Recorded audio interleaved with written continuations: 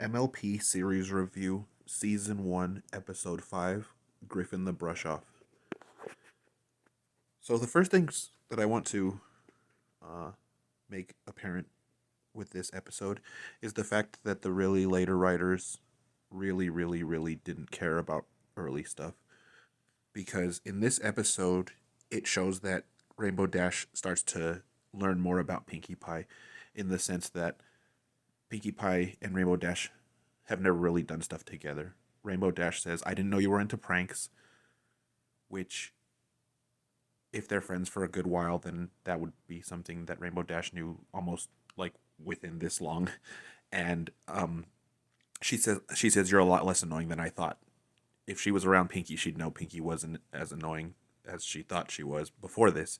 But in season 7, in the episode where Celestia is like gonna send Twilight to Ponyville, she says there were 5 special mares that lived there, and the scene that it shows is implies that they were already very good friends then. And the issue with that is episodes like this show that they weren't very good friends at this point. Twilight kind of brought everybody together. She was the catalyst for the group to be like a group of friends together. And that bothers me because it's later episodes taking artistic liberties for stuff when they don't have to. You could write other ways to do that. Anyways, this is a Pinkie Pie episode, and this episode is one of the best episodes of the series because of the message.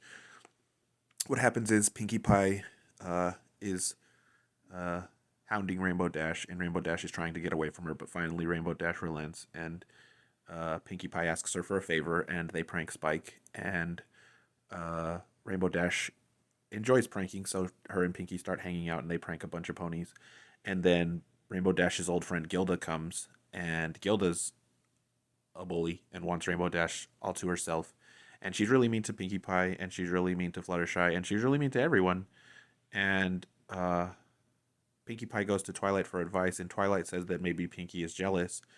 So Pinkie, after seeing Gilda be a big jerk to everyone, decides to throw Gilda a party. And Gilda kind of gets pranked over and over and over and over and over. And Gilda thinks it's Pinkie, but actually it's not Pinkie at all. All of the pranks were done by Rainbow Dash. So Gilda gets real mad and she gets real aggressive with Pinkie. But Rainbow Dash says, "No, actually, I'm the one who set up the pranks. I didn't mean for them all to get you, but that's just the way it worked out." And Gilda tries to take Rainbow Dash and leave, but Rainbow Dash is like, "Yeah, if you're like this, you're a lot more different than I remember, and like we don't need to hang out or whatever." So Gilda gets mad and she leaves. And Pinkie stayed true to herself. She was just kind and trying to be nice and improve. She says, I threw this party to improve. I thought it would improve your attitude. Pinkie Pie didn't have to become evil or aggressive or angry. All she had to do was stay the course that she knows to be the right one. And eventually the truth came out. And I think that's a really good message. Like one of the best messages in the entire show.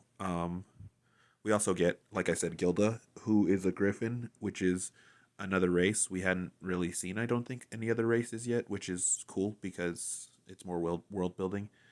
Um, we get some funny sight gags, some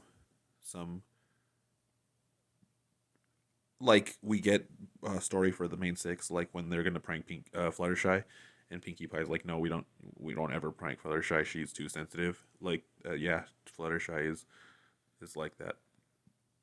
We also get information that I didn't know we got, like Spike saying dragons are fireproof. That's an interesting thing. They're completely fireproof. I find that to be very interesting. I mean, I guess it makes sense because fire can only get so hot, and their scales protect them. But um, yeah, this is we get a I think we get a scene at the end with Celestia writing in invisible ink. I don't think she really says anything. And if she does say anything, it's not substantial enough for it to be like considered. Oh, Celestia was in this episode. But yeah, I with the message and how it's set up and how everything goes off, I definitely say this is a 5-star out of 5-star episode. One of the best of the series.